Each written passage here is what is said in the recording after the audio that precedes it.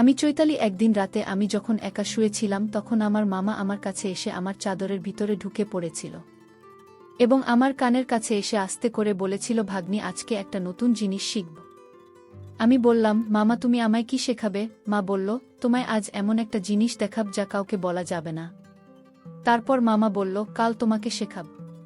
তারপর দিন পর পুলিশকে দিয়ে আমার সঙ্গে রোজ রাতে আমার নিজের মামা আলগা পুরুষ মানুষদের আমার ঘরের ভিতরে নিয়ে আসত এবং সারা রাত আমার মামা 2-3 জন পর পুরুষ মিলে আমার সঙ্গে সারা রাত। আমার সঙ্গে কি করেছিল বন্ধুরা, তোমরা জানলে ঠিক থাকতে পারবে না। আসলে আমি গ্রামের একজন গরিব ও অশিক্ষিত মেয়ে ছিলাম। বাবা মারা যাওয়ার পরে 2 বছর ধরে আমার মামাই আমাদের সংসার চালিয়ে দিচ্ছিল। না হলে তো আমরা মা ও মেয়ে না খেয়ে মারা যেতাম। তাই আমাকে খুব ভালোবাসতাম, খুব বিশ্বাস করতাম। এদিকে আমার 20 বছর বয়স হয়ে যাওয়া সত্ত্বেও আমার মা তো কোনোদিন আমার বিয়ের জন্য কোনো রকম চিন্তাভাবনা করত না। সে শুধু একটাই কথা বলতো, তোর মামা না থাকলে তো আমাদের পেট ভরত কি করে। কিন্তু আমার বিয়ে দেওয়ার ব্যাপারে একবারও চেষ্টা করত না বা কোনোরকম কোনো কথাই বলতো না। আমার মামা যখন 2 বছর ধরে আমাদের সংসার চালিয়ে দেয়, তারপরে একদিন মামা হঠাৎ করে আমাদের বাড়িতে এসে আমাকে বলল, আমার জন্য নাকি একটা অনেক বড় খুশির খবর আছে। মামা নাকি দিল্লি শহরে আমার জন্য একটা চাকরির ব্যবস্থা করেছে। মামার কথা শুনে তো আমার মা ভীষণ খুশি হয়েছিল, কিন্তু আমি নিজে অনেক বেশি ভয় পেয়েছিলাম। কারণ আমি অনেক গরিব ও অশিক্ষিত মেয়ে ছিলাম এবং জীবনে কোনোদিন শহরে যাইনি। তাই শহরের পরিবেশটা যে কেমন সেটার ব্যাপারে কিন্তু আমার কোনো ধারণাই ছিল না। আমি তখন আমার মামাকে বলেছিলাম, মামা, আমি শহরে গিয়ে কি কাজ করব? তুমি আমার জন্য এমন কোনো চাকরির ব্যবস্থা করেছ যে তুমি এত খুশি আছি এবং আমাকে শহরে নিয়ে যেতে চাইছ। এমনকি আমি তো সেলাই ও মেশিনের কাজ জানি না। মামা, তাহলে আমি শহরে গিয়ে কি কাজ করব? মামা তখন আমার কপালে হাত রেখে বলেছিল, আরে পাগলি, তুই এত ভাবিস না। নিজের মামার উপর ভরসা রাখো। আর এত চিন্তা করার কি আছে, আমি তোকে শহরে নিয়ে যাই এবং যেখানে নিয়ে যাবে সেখানকার কর্মচারীরা তোকে সব কিছু শিখিয়ে দেবে। আমি ওখানকার ব্যাপারে সব কিছু খোঁজখবর নিয়ে এসেছি। এমনকি কিছুদিন আগে আমি নিজে গিয়ে সেখানকার পরিবেশ দেখে এসেছি এবং সেখানে গিয়ে কিছুদিনের মধ্যে সেখানকার সব কাজকর্ম শিখে যাবে এবং অনেক টাকা মাইনে পাবে। তাহলে তোর মায়ের উত্তর কোনো অসুবিধে বা টাকার জন্য কোনো কষ্ট হবে না এবং তো জীবনটাও পাল্টে যাবে। অনেক টাকা পয়সা জমিয়ে 1 বছরের মধ্যে তোর বিয়েটাও আমরা দিতে পারব। এমনিতেই তো তোর বয়স 24 বছর হয়ে গেছে এবং বিয়ে দেওয়ার মতো ক্ষমতা তো আমাদের নেই। তাই তুই যখন সেখানে চাকরি করবি সেই চাকরির টাকা জমিয়ে তোর বিয়ে আমিও তোর মা মিলে দিতে পারব। আমার কথা শুনে আমার মা ও তখন আমাকে শহরে পাঠাতে রাজি হয়েছিল এবং মা যখন আমাকে শহরে পাঠাতে রাজি হয়েছিল তখন আমার ইচ্ছে না থাকা সত্ত্বেও কিন্তু আমি আমার মামার সঙ্গে শহরে যেতে রাজি হয়েছিলাম। যেহেতু আমার মা চেয়েছিল আমি যাতে শহরে যাই, আসলে আমার বাবা মারা যাওয়ার পর থেকে। কিন্তু আমার মামা আমাদের বাড়িতে থাক। কিন্তু কোনো দিন স্বপ্নেও ভাবতে পারেনি যে আমার মামা আমার সঙ্গে এইরকম বিশ্বাসঘাতকতা করবে। বাবা মারা যাওয়ার পরে আমি তোমাকে বাবার মতো করে মনে করতাম, কিন্তু স্বপ্নেও ভাবতে পারেনি যাকে আমি বাবা মনে করব সে আমার সঙ্গে এরকম করবে। মামা ও মায়ের কথা শুনে আমিও তখন শহরে যাওয়ার জন্য খুব উত্তেজিত ছিলাম এবং 2 দিন পরে আমার মা আমাকে মামার সঙ্গে শহরে পাঠিয়ে দেয়। জীবনে প্রথমবার শহরের পরিবেশ দেখেছিলাম এবং খুব ভাল লেগেছিল, কিন্তু জানতাম না যে এই ভাল লাগার মধ্যে আমার জীবনের খারাপ দিনটা এগিয়ে আসছে। তারপর শহরে পৌঁছানোর পরে একটা গলির ভেতরে দিয়ে মামা আমাকে নিয়ে যাচ্ছিল এবং সেই গলির ভিতর দিয়ে একটা অনেক বড় বাড়িতে আমার মা আমাকে নিয়ে প্রবেশ করেছিল। বাড়িতে ঢুকতে আমি ও আমার সোফার মধ্যে বসে পড়েছিলাম এবং অত বড় বাড়িতে আমি ঘুরে ঘুরে দেখছিলাম, কারণ অত বড় বাড়ি তো আমি আমার জীবনে কখনো দেখিনি। তারপর কিছুক্ষণ পরে দোতলা থেকে একজন মোটাসোটা মহিলা নিচে নেমে এল এবং তার সঙ্গে আরও 23 জন পুরুষ মানুষ ছিল। মহিলাটি মুখের মধ্যে পাঞ্চি বোধ ছিল, তার কপালে একটা লাল রঙের বড় টিপ ছিল এবং তার সাজগোজ ভীষণ অন্যরকম ছিল। সে নিজের খোপার মধ্যে লাল রঙের ফুল লাগিয়ে রেখেছিল এবং অনেক গয়নাও পরেছিল। ওনাকে দেখার পরে আমি বুঝতে পেরেছিলাম যে উনি হয়তো এত বড় বাড়ির মালকিন। তারপর আমাকে ও মামাকে দেখার পরে মামার সঙ্গে ওই মহিলার কথোপকথন শোনার পরে বুঝতে পারলাম যে মামা ওই মহিলাটিকে খুব ভালোভাবে চিনি। তারপর ওই মহিলাটি আমার পা থেকে শুরু করে উপর পর্যন্ত খুব ভালোভাবে দেখতে শুরু করল এবং আমাকে দেখার পরে আমাকে বলল, কি রে বাবু, এত বয়স্ক মেয়েকে নিয়ে এসেছিস? তুই তো জানিস আমার এখানে ৩০ বছর পরে আর কোনো দাম থাকে না। আমার মামার নাম বাবলু। তখন আমার বাবলু মামা ওই মহিলার সামনে হাত জোর করে বলল, মার্কিন, আমার ভাগ্নে কিন্তু একদম খাঁটি, আজ পর্যন্ত কোনো ছেলের সাথে কোনো কথা বলেনি। আপনি আমার ভাগ্নিকে কাজে লাগালে অনেক লাভবান হবেন। ওই সময় আমার মামা ওই মহিলার মাঝে কথাগুলো শুনে আমি বুঝতে পেরেছিলাম যে আমার সঙ্গে অনেক বড় অন্যায় হতে যাচ্ছিল। তারপর আমার মা আমার কথাগুলো শুনে ওই মহিলা আমার মামাকে নগদ ৫,০০০ টাকা দিয়ে বলেছিলেন, থেকে আর ১ টাকাও বেশি তোকে দিতে পারব না। তাই দরকার হলেই টাকাটা নিতে পারি, আর না হলে তোর ভাগ্নিকে নিজের সঙ্গে করে বাড়ি নিয়ে যেতে পারিস। তারপর ৫,০০০ টাকা হতে নিল। আমার মামা অনেক খুশি হয়ে ওই মহিলার পাথরে প্রণাম করে সেখান থেকে বেরোতেই যাচ্ছিল। ঠিক তখনই আমি সবকিছু বুঝতে পেরে আমার মামার কাছে যাচ্ছিলাম, এটা বলার জন্য যে সে আমার সঙ্গে অনেক বড় অন্যায় করেছে। কারণ আমার মামা আমাকে সেখানে ওই মহিলার কাছে বিক্রি করে দিয়েছিল। আমার নিজের মামা আমাকে ৫,০০০ টাকার জন্য বিক্রি করে দিয়েছিল। তারপর আমি যখন ওই বাড়িতে থাকতে রাজি হয়নি, তখন ওই মহিলা তার ছেলেদের দিয়ে আমাকে ধরে নিয়ে গিয়ে উপরের ঘরে বন্দি করে রাখতে বলেছিল। ওই সময় আমি কাঁদতে কাঁদতে মাকে বলেছিলাম, মামা, আমি এখানে থাকতে চাই না, আমাকে এখান থেকে বাড়ি নিয়ে চলো।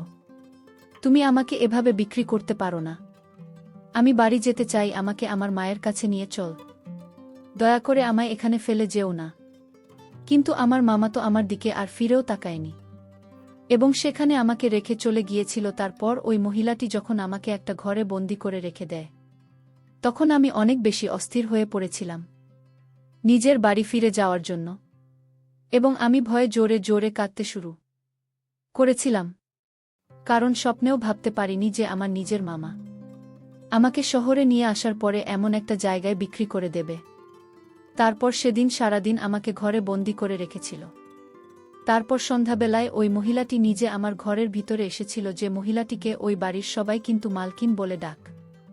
আমি তো ওনাকে দেখা মাত্রই অনেক জোরে কাঁদতে কাঁদতে ওনার হাতে পায়ে ধরে বললাম, মালকিন, আমাকে এখান থেকে বাড়ি যেতে দিন, আমি এইসব কাজ করতে পারবো না। মালকিন তখন আমাকে জোরে পিছন দিকে ঠেলে দিয়ে বললেন, প্রত্যেকটা মেয়ের এসব নাটক আমাকে দেখতে হয়, তাই তোকে বলে দিচ্ছি আমার এখানে বেশি নাটক চলবে না। একটু পরেই কিন্তু বিদেশি মেহমান আসবে এবং ত্বকের সাথে খুব সুন্দর করে সাজিয়ে দেবে এবং ভালোভাবে সুন্দর করে তৈরি হয়ে থাকবে, আর আমার মেহমানদের খুব খুশি করবি, এর বদলে তুই অনেক টাকা পাবি, তোকে তো আমি ফ্রিতে কাজ করাব না। তাই এসব কান্নাকাটিও নাটক করা বন্ধ কর। আর একটা কথা ভালো করে শুনে রাখো, এখান থেকে আজ পর্যন্ত কোনো মেয়ে কিন্তু পালাতে পারেনি, তাই তুইও পালানোর চেষ্টা একদম করবি না, নইলে কিন্তু খুবই খারাপ হবে। সেদিনের থেকেই আমার জীবনের সব কিছু পাল্টে যায়। আমি যেটা কোনোদিন স্বপ্নেও ভাবিনি সেটাই আমার সঙ্গে হয়েছিল। তারপর সেদিন রাতের বেলা আমার ইচ্ছে না থাকা সত্ত্বেও একটা ৫০ বছর বয়স্ক মানুষ আমার সঙ্গে সারা রাত, এমনকি ওই লোকটা যখন আমার ঘরের ভিতরে প্রবেশ করে, তখন আমি প্রথমেই ৫০ বছরের লোকটার সামনে হাত জোট করে অনেক কাকুতি মিনতি করেছিলাম। কিন্তু ওই ৫০ বছরের লোকটা আমার কোনো কথাই শোনেনি। সেদিনের পর থেকে আমি অনেক চেষ্টা করেছিলাম ওই বাড়ি থেকে পালানো, কিন্তু আমি পালাতে পারিনি। এমনকি ঘরগুলোতে একটা জানালা ছিল না, এবং সে দিনের পর থেকে প্রত্যেক দিন নতুন নতুন লোক সারারাত আমার সঙ্গে। এভাবে প্রায় ১ মাস হয়ে যাওয়ার পরে আমি বাধ্য হয়ে এটা কি আমার ভাগ্য বলে মনে করে নিয়েছিলাম। তারপর ১ মাস ওই বাড়িতে কেটে যাওয়ার পরে শহীদুল নামে একটা ৩৫ বছরের লোক আমাকে দেখার পরে আমার সঙ্গে সময় কাটাতে চাইতো এবং শেষ সপ্তাহে ৪ দিন করে আমাদের বাড়িতে আসতো এবং আমার সঙ্গে সারারাত সময় কাটান। এইভাবে ধীরে ধীরে শহীদুলের সঙ্গে আমার বন্ধুত্বের সম্পর্ক তৈরি হয়, কারণ সে সবার চাইতে অনেকটাই আলাদা ছিল।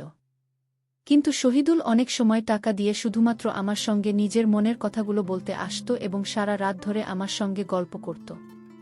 সে যখন আমার কাছে আসতো তখন নিজের দুঃখের কথাগুলো বলতো। আসলে তার স্ত্রী তাকে ছেড়ে একটা পরপুরুষের সঙ্গে পালিয়ে গিয়েছিল এবং তারপর থেকে সে নিজের মনের কষ্ট দূর করার জন্য এই বাড়িতে আসে এবং ধীরে ধীরে আমাদের মাঝে অনেক ভালো বন্ধুত্বের সম্পর্ক তৈরি হয়। এতটাই হয় যে সেদিন না থাকতে পেরে আমি নিজের মনের সব কথা কিন্তু শহীদুলকে বলেছিলাম যে কিভাবে আমার নিজের মামা শুধুমাত্র ৫,০০০ টাকার লোভে আমাকেই বাড়িতে বিক্রি করে দিয়ে চলে গেছে। এভাবে আমার প্রায় ওই বাড়িতে থাকতে 7 মাস হয়ে যায়। তারপর সেদিন যখন শহীদুল বাবু আমাকে একটা কথা বলেছিল তখন আমি ওই কথাটা নিয়ে অনেক ভেবেছিলাম। আসলে শহীদুল বাবু আমাকে বলেছিল, তোমার মামা না হয় তোমাকে এখানে বিক্রি করে দিয়ে চলে গেছে, কিন্তু তোমার মা কি তোমার একবারও খোঁজ খবর নেওয়ার প্রয়োজন মনে করেনি? এতদিন হয়ে গেছে, তোমার মা তো তোমাকে দেখে যেতে পারেন। সেদিন শহীদুল বাবুর কথা শুনে আমার মনেও কিন্তু খটকা লেগেছিল। ওদিকে শহীদুল বাবু অন্য পুরুষদের হাত থেকে আমাকে রক্ষা করার জন্য প্রত্যেকদিন রাতে মালকিনকে অনেক বেশি টাকা দিয়ে আমার সঙ্গে গল্প করত। এবং এইভাবে আমি যখন একদিন মা হয়ে যাই তখন আমি খুব ভালোভাবে জানতাম যে শিশুটি কার। আমি যখন মা হয়েছিলাম আমি আর বাড়ির কাজ করতে পারতাম না। তারপর 10 মাস পরে যখন আমার বাচ্চা হয়, তখন আমার বাচ্চা হওয়ার 1 মাস পরে আবার মালকিন আমাকে কাজে লাগিয়ে দেয় এবং আমি একটা কন্যা সন্তানকে জন্ম দিয়েছিলাম। এবং এতদিন পরে যখন আমার প্রথম গ্রাহক আসে তখন তাকে দেখা মাত্রই কিন্তু আমি তাকে খুশি হয়েছিলাম, কারণ সেদিন শহীদুল এসেছিল। তখন আমি তাকে এটা বলিনি যে আমার সন্তানটা তার সন্তান, কিন্তু আমি তাকে এটাও বলেছিলাম যে আমি আর এখানে থাকতে চাই না, কারণ আমি খুব ভালোভাবে জানতাম যে আমার মেয়ের বড় হওয়ার পরে কিন্তু মালকিন আমার মেয়েকেও এরকম কাজে লাগিয়ে দেবে এবং তার ভবিষ্যৎ তো খারাপ করে দেবে।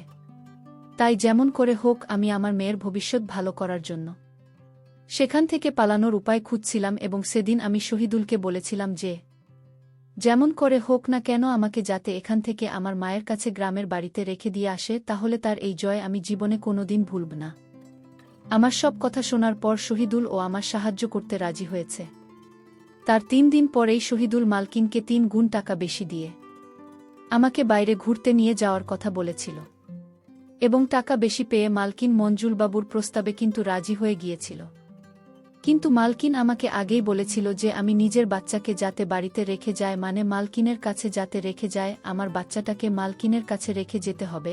এবং আমি এই প্রস্তাবে কিন্তু রাজি হয়েছিলাম। তারপর সেদিন আমিও শহীদুল যখন চুপচাপ আমার গ্রামের বাড়ির জন্য রওনা দিই তখন কিন্তু শহীদুল বাবু আমাকে ট্রেনে বসে দিয়েছিল এবং আমার হাতে 5,000 দামের একটা মোবাইল ফোন দিয়েছিল ও তার আরেকটা মোবাইল ফোনের নাম্বার আমাকে দিয়েছিল, বলেছিল কোনো কিছু অসুবিধা হলে আমি যাতে তাকে ফোন করি, আমি তোমার সাহায্য করার জন্য এগিয়ে আসে। এই কথাটা শহীদুল বলেছিল এবং মালকিন কিন্তু এরা জানত না যে আমি আমার ব্যাগের মধ্যে আমার বাচ্চাটাকে চুপচাপ ধরে নিয়েছিলাম, যেটা বাড়ির কেউ জানত না। তার পরের দিন সকালবেলা আমি যখন আমার গ্রামের বাড়ি পৌঁছে যাই তখন আমার মা আমাকে 1-1.5 বছর পর দেখে খুব খুশি হয়েছিল। কিন্তু সেদিন রাতে আমার মায়ের আসল চেহারা দেখে তো আমার মনে হলো আকাশটা আমার মাথায় ভেঙে পড়ল। যখন আমার নিজের মা আমাকে ঘরের ভিতরে ডেকে আস্তে করে সব কিছু বলেছিল যে আমি বাড়ি থেকে আমার বাচ্চা মেয়েটাকে নিয়ে পালিয়ে চলে এসেছি, তখন আমার মামা বাড়ির মালকিনকে ফোন করে সবকিছু বলেছিলেন। আমি যখন আমার মায়ের সত্যিটা জানতে পেরেছিলাম তখন আমিও লুকিয়ে শহীদুলকে ফোন করে সবকিছু সত্যি কথা বলে দিয়েছিলাম। এবং আমি তো স্বপ্নেও ভাবতে পারিনি যে আমার মতো একজন মহিলার সাহায্য করতে শহীদুলের মতো একটা ভদ্রলোক এগিয়ে আসবেন। তারপর সেদিন রাতে ওই বাড়ির মালকিন তার 23 জন চাওলাকে নিয়ে এসেছিল, আর এদিকে শহীদুল পুলিশ নিয়ে হাজির হয়েছিল। তারপর আমি আমার সমস্ত কথা পুলিশকে খুলে বলি। তারপর মামা এবং মার্কিনকে এই নিষিদ্ধ ব্যবসা করার জন্য তাকে পুলিশ ধরে নিল, আর আমার মা আমার